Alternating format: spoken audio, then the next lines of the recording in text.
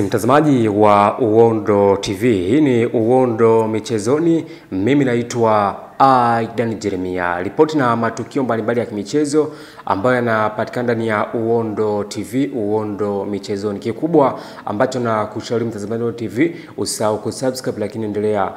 kulike, kushare na kucomment ili uweze kuwa mtu wetu wa kwanza kufuatilia matukio mbalimbali ya kimichezo. Story kubwa tunafahamu kwamba ni kuelekea kwenye dabi ya watani wa jadi, dabi ya Kariakoo,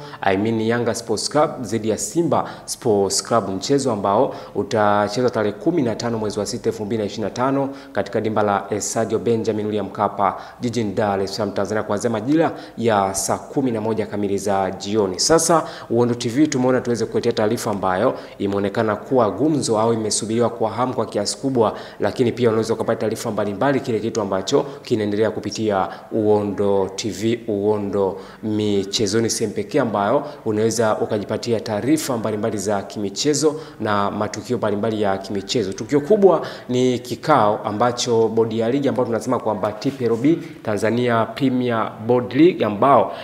wameweza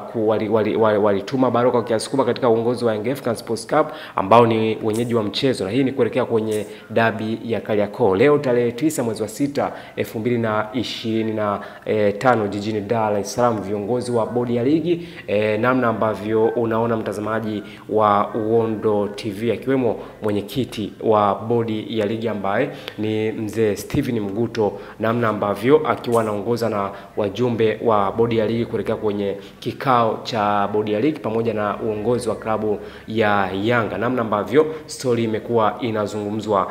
kwa kiasi kikubwa. Mwenyekiti wa bodi ya ligi mzee Steven Mguto amefika ofisini katika makao makuu ya bodi ya ligi tayari kufanya kikao na uongozi wa bodi ya ligi, namna ambavyo